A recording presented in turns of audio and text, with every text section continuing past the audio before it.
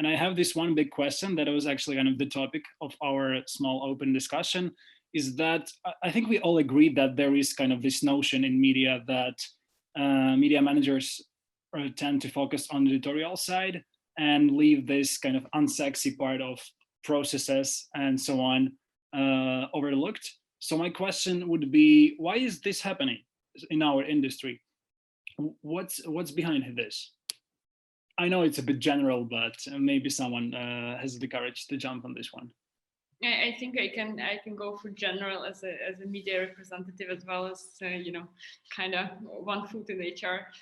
I think you know, media is very, as I said before, media is very mission driven, and the mission is delivered by the editorial. So that's why, you know, there's a big focus on that. But also, you know, media managers, you know, managers in media are not trained to be managers. They just grow off, you know, editorial stuff. You know, you can take me as well. I started as a newsfeed editor, a journalist, and then, you know, evolved into an editor, a media manager, whatever. And you know, I haven't been trained to do that. None of it, no hard skills, no soft skills, no the approaches. I learned all of it way after I started taking the managerial roles, and this is kind of harsh, you know. So media, I've seen companies in media where the CEO, who is like not supposed to deal with any editorial issues, is still kind of missing being a journalist and tries to edit stuff or, you know, interfere in the content planning. So it's actually all circles back to the content, and you know, I think that's the main problem here. That, you know, there's no media managers don't come to media to just take the positions. Journalists just grow to be managers, and you know, not every journalist can be a manager, and you know, maybe every can be if they're trained, but they're not. So that's. If I may jump, I have maybe a non-media perspective on this question, but what I have seen across industries is that industries that have predominantly local players, so locally grown ones, and media is a very local market, they tend not to have strong HR functions. And I'm thinking here, you know, agribusiness or a big part of retail and so on. Because in Ukraine specifically, and in many other countries, the initial part of HR is HR administration, and the companies often don't go any further. And the best practices are coming from industries where global players are present. And if you think about it, even like local IT firms all have HR practices because they are often competing with global IT companies and global best employers. And so media being a very, very local based industry is not benefiting from this international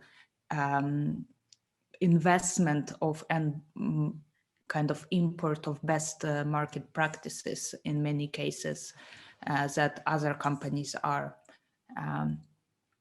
Yeah, I would say that this is something that I see in Ukrainian markets, but I feel that this is very similar in other markets as well, maybe with exception of like the most mature market like Britain, where I guess Jakob already gave examples of FT, Financial Times, having these kind of more advanced practices, but in many other markets, this is not the case, and not everybody is Financial Times, unfortunately. Any other takes? I have a bit of a take here. So look, actually, Maria's point is really interesting, and I never thought about it. But it's not just that media are local; they're also language bound, right? So your kind of philosophy restricted who you can hire in the newsroom. You're, restricted in terms of some specializations and functions, often locally, so especially regional media, but even national media. You're hiring from one pool of people, and then also language is a restriction. So, English makes it easier. You compete for a wider, or you have access to a wider pool of potential hires, but everything else, super difficult. And you're poor, you can't really headhunt anyone cool, because you're kind of like, you're tied to this same pool also by the financial situation. But so, I wouldn't use poor as a excuse, because there are lots of industries that have very, very tight margins. Again, coming to retail, for example, where the global companies do have best market practices, think Amazon, and the local players think ATB or something like this. The local supermarkets have, let's say, not as advanced HR market practices. Also, I don't know the current situation of, ATB specifically. I'm just giving this an example. Mm-hmm. But when you think about it, having very low margins is not as an excuse. It's more of a reason to have HR, because you want to maximize the return on your talent and your people. But yeah. Speaking of, someone wanted to jump here. Okay. So, has some. Go ahead. No. I would like, please, Jakub.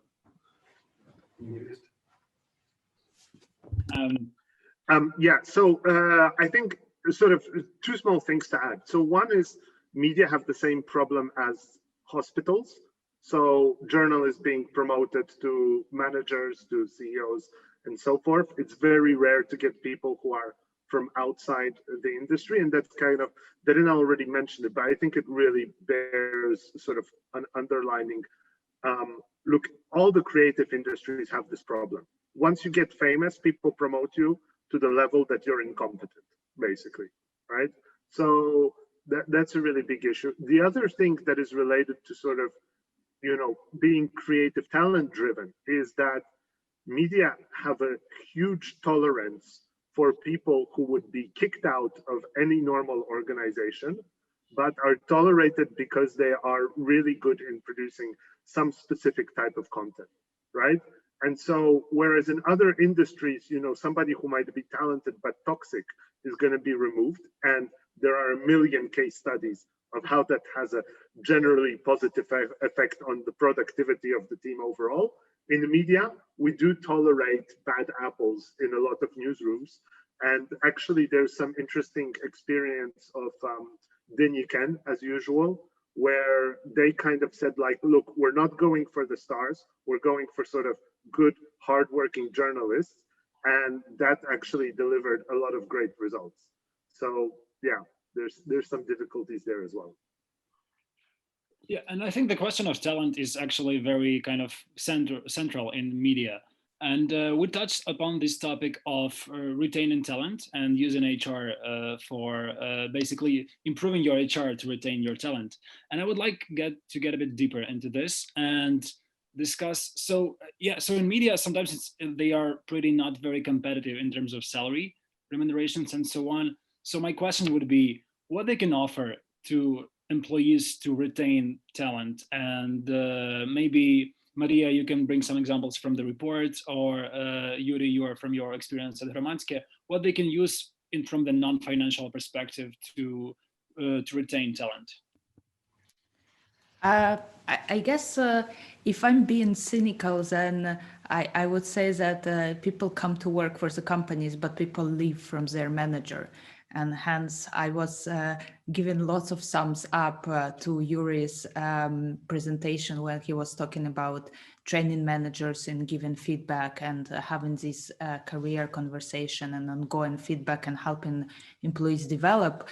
But because all of that shows that somebody cares for about what you're actually doing, and it creates the feeling of belonging, the feeling of recognition. And as Darina mentioned already, in an industry where everybody is there for the purpose, for the vision, for the right reason, being recognized is often more important than the financial part of the compensation. So I would say that having the right culture and having the right management practices can retain employees better than often the compensation. The recognition part is extremely important for keeping employees in the company. But I guess I'm also very curious to hear from the other participants what is important in their opinion. I can here mention that first of all, it's advisable for our manager to exclude all demotivation factors. For example, we don't speak about motivation; we speak about demotivation, because already is a statistic that the people's not working better when the salary increased. So they usually are demotivated just for some relationship with colleagues, the other parts of processes, some chaotic processes, or something that they can reach to do good. So they are stressed. We should try to exclude some stress factors and to help them to grow. This is one important part, because from my experience, I see a lot of examples where salary can't change nothing, even if they increased. There are other focus that should, after one surveys or some questionnaire, to find out what is the motivational factors and to exclude this one, and to be enough with change the culture, working atmosphere, and to have happy employees. Mm-hmm. Yeah, and I have one last question from me, and then I think we're going to slowly kind of wrap up. But I think today a lot of our conversation led to the question of management, to the quality of management. And my question would be, how can we actually improve this situation with bringing professional media managers to the sphere, not only kind of move from journalist to manager? And if we're doing so, how can we actually make sure that those journalists who are moving to the managerial positions are understanding the kind of the change of the responsibilities that are happening? And maybe Yuri, you can have a take on this, because I remember you mentioned that you introduced management trainings during the transition. Maybe you have some insights on this. Thanks. I think the first step of involving more professional managers in media, it's make media more open, because for me, I work. This is Hromadske is the first media that I work, and I think that media it's a very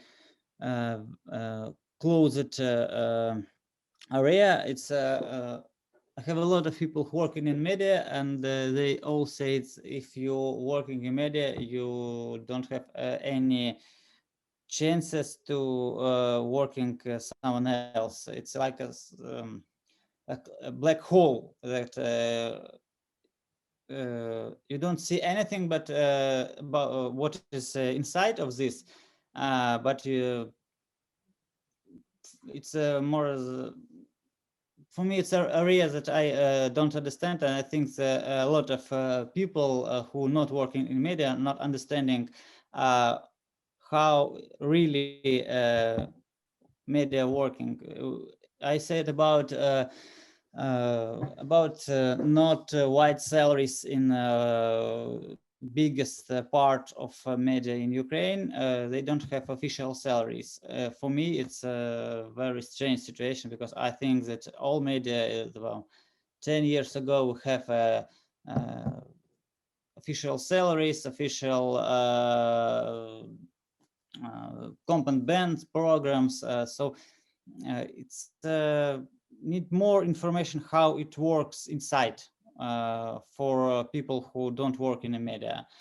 And the second, I think if you want to promote your journalist to maybe team leader or deputy of editor, you need to understand that that person need to be learned, to be to have about 2-3 months for a continuous learning process, how to motivate people, how to communicate with people, how to make plans, how to promote them. So it's a question of time, and you don't need to just say, oh, okay, from tomorrow you'll be a team leader of our team. It's not working. It's stressful as for employees, and for a new team leader, they don't understand how to do it. It's a bad way. So creating a program that that can teach people how to be a manager before they come managers. So we talk about some talent acquisition program, talent management system. When we learn the best of our journalists how to be a manager in the future. Can I also add here? So I think that the like the broad answer to the question is that if we make media and an attractive business, first of all, I think we'll attract more attention from the managers outside the sector. Because like now when the media sector has this reputation of the poor sector that I also keep repeating, then who would want to come here? But if we say that media is a business, and by growing this business you can grow your influence and actually your financial, can improve your financial situation and the financial situation of the company and the sector, then it's a whole different story kind of. But also I agree with Yuri that we have to implement this internal training programs, and actually our sector, Ukrainian one at least, but not only Ukrainian, is kind of developing in that direction, because we have a few management trainings in the sector. Our colleagues, Media Development Foundation, they have this media accelerator for media managers, where managers to be promoted or recently promoted as the team leaders can actually get some basic set of skills. We also work with SEC Riga, who also have a great managerial training program that I was actually part of, and they also kind of give you the basic skill set, and then you can develop from there. So it's being done, but it's still a long way. I think that's the short answer. I kind of maybe bring a non-media perspective. I think how to train and promote managers is not only a media question. I think all sectors and industries have this challenge of how do you promote people and how do you teach non-managers to be managers. So I think media could really benefit from best practices from other industries here. It's not necessary to always have only media specific practices. as you know, in many, like if we think about some industries that are excellent at this, are potentially consulting companies, which have like a very clear career progression and very clear steps of how do you train an analyst to become a manager. So, and another thing I would say that it's in a way, it's it takes time, because one of the best ways to learn how to manage people is to have a role model. So to have a good manager yourself. And, you know, until we get a few of those good managers in the industry, it's difficult to have this constant role modeling. And, you know, a funny thing is that if I ask any of the panelists whether they had a bad manager in their life, I'm sure each of you will be able to come up with a few of those. But if I ask the same panelists whether they think they are themselves good managers, I'm sure that, you know, more people will think that they themselves are great managers. So it's a usual problem of you know, self-awareness and how we assess ourselves as managers, and how we assess others as managers. So I would say it's both the issue of, you know, personal development and personal awareness, as well as organizational development, and making sure that the company has good role models for young employees to learn from. I agree very much here, and add that, you know, like feedbacks would really help here too. You know, like having bottom-up feedbacks also kind of help managers, you know, with the self-awareness. And how would you know? So why would we all think that we're great managers? Because nobody told us that we are bad managers. Nobody indicated the problem here, because everybody's like, you know, nobody's talking. A manager tells you to do something, you discuss it, you know, over a cup of tea or a cigarette with your colleague, and that's it. And it rarely gets the information, rarely gets to the manager to be considered even. So yeah, feedbacks coming back. And I think, again, coming to best practices, consulting companies are brutal about it. You get evaluated and you have feedback on a regular basis. And as soon as you become manager, it's a lot of upward feedback. And it's, you know, brutal but effective. And I agree with Darina, if nobody gave the manager upward feedback, there is no culture of upward feedback, then managers tend to believe that they're brilliant at everything, and their teams tend to disagree with that in silence. Yeah, on this positive note for managers, I suggest we wrap up, and I would like to thank you to everyone for this panel. I hope it will be useful for young executives in shaping their teams, and we'll have recordings of this one if you want to go through it again. Thanks everyone. Subscribe to The Fix for sure. Make sure to join our Telegram channel, or chat, sorry, and see you tomorrow. Tomorrow we'll have a great panel on emerging podcasts in Europe.